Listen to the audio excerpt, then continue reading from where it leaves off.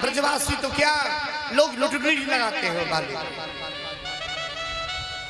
एक बार कन्हैया एक संत ब्रज में रहते थे, गोकुल की रमण रेती में रहते थे,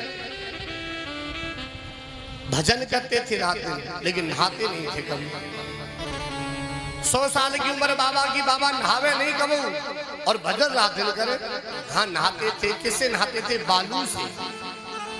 न पानी से नहाते थे, बालू से नहाते थे, अपने ऊपर बालू डाल, सारे बदन में बालू ही बालू थी बाबा, जटा से लेकर कपड़ों से लेकर चरण तक बालू। 90 साल की उम्र बाबा की। बाबा भजन करते करते एक बंबई शहर में पहुंच गया। एक सेठ की दुकान पर खड़ा हो गया। सेठ जी ने पूछा, बाबा जी आप कहां से पधारे हो? अरे लाला मैं तो वृंदावन से आया हूं। बाबा सच में वृंदावन रहो? अरे भैया मैं वृंदावन में तो रहूं। बाबा वृंदावन में कहां रहो? भैया मैं रहूं रमण रेती में, जहां हमारो लाला पैदा भयो, जहां हमारो लाला खेलो करे हो। सच बताओ बाबा तुम रमण रेती में रहो?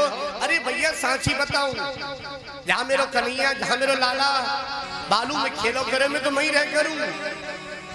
बाबा आपके बदन पे ये बालू लगी है, ये धूल, ये रज किसकी है? सांची बताऊं लाला? अरे सेठ ये बालू तो वही है जहां में हमारा लाला कन्हैया खेलो करे हो। सेठ के मन में भाव जग गया।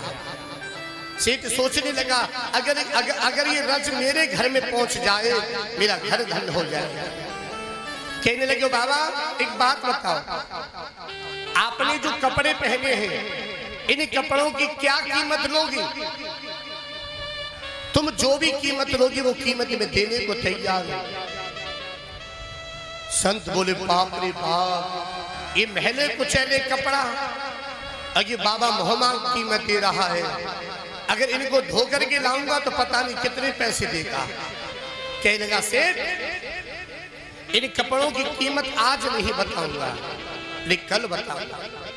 संत फटाफट आए, सरफ साबन लाए, मलमल के रात भर कपड़ा धोए, सवेरे प्रेस करी, अखबार में लपेट लिए। सेठ के द्वार पर पहुंच गए। सेठ ये कल तो महले कुचैले कपड़े थे और तू मोहमा की कीमत दे रहा था, आज इन कपड़ों को धोकर के लाया हूं, क्या कीमत देगा?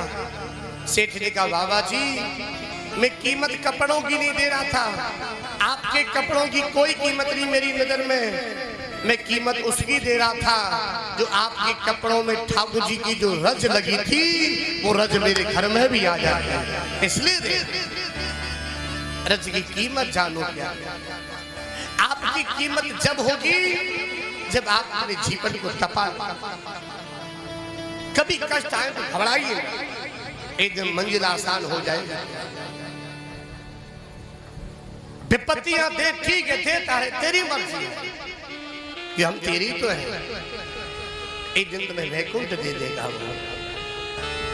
सिलेक्शन ऐसी नहीं होता, ट्रेनिंग ऐसी नहीं होती है, राइफल ऐसी हाथ में नहीं आती, बड़ी बड़ी मेहनत करनी पड़ती है तब नौकरी मिल पाती है। सिलेक्शन होता है। 1 करोड़ रुपया खर्च करने वाला डॉक्टर भी 6 महीना पहले अप्रेंटिस करता है, तब जाके अपना क्लिनिक खोलता है।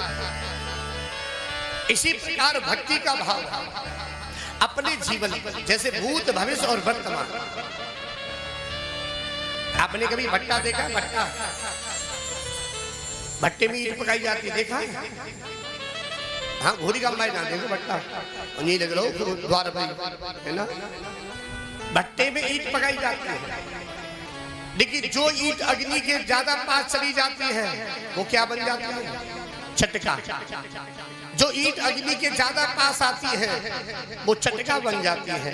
लेकिन जो ईंट अग्नि से बहुत पीछे रह जाती है वो पीला बन जाती है। लेकिन जो न पीछे रहती है न आगे आती है वही अव्वल बन जाती है। अव्वल बनने के लिए तुम्हें इधर दुख रखना पड़ेगा, इधर सुख रखना पड़ेगा। तुम दोनों को झेल पाओगे तो अव्वल बन जाओगे। और एक चीज से भी